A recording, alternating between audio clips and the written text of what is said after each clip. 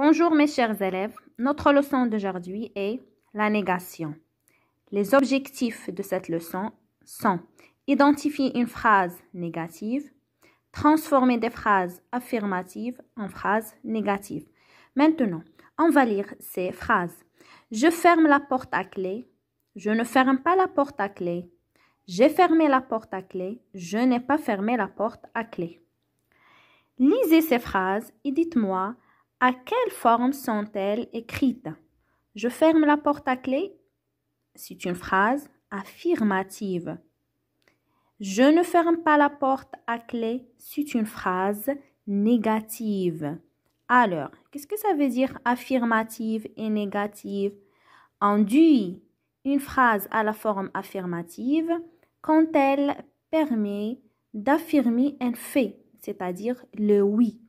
Et on dit qu'une phrase à la forme négative quand elle nie un fait, c'est-à-dire le non. Bien.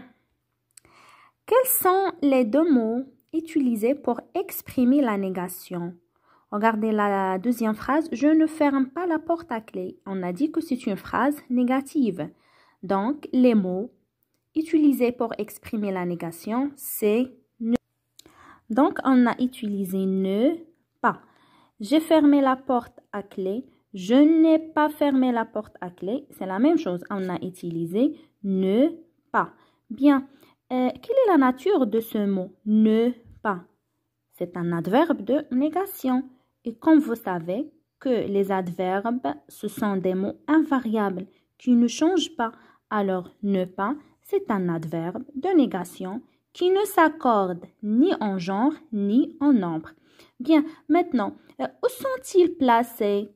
Regardez, je ne ferme pas la porte. On la ferme, c'est un verbe. Donc, on regarde ou bien on remarque que ne et pas encadre le verbe. Le verbe est au milieu. Et la même chose pour la deuxième phrase. J'ai fermé la porte à clé. Je n'ai pas fermé la porte à clé. Regardez, on a encadré quoi ici? On a encadré l'auxiliaire.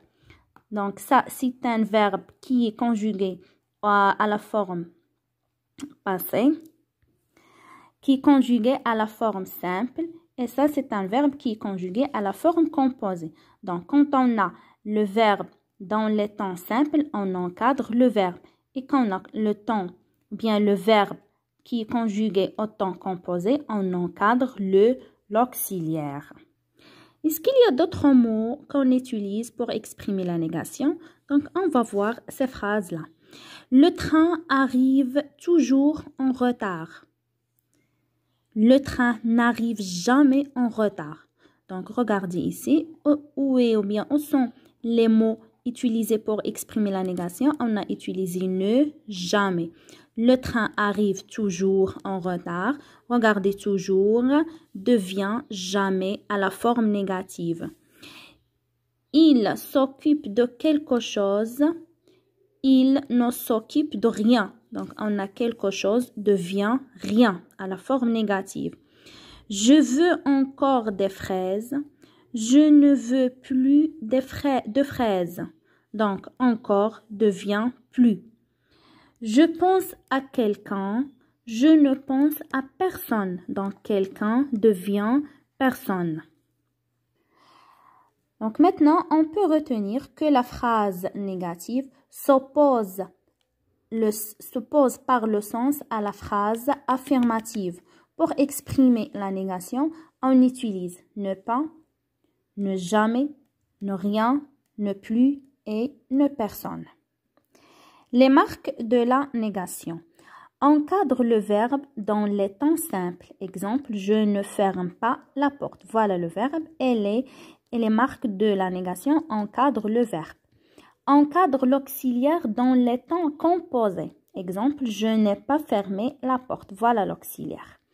Se place devant le verbe à l'infinitif ou à l'impératif. Exemple, ne pas fermer la porte.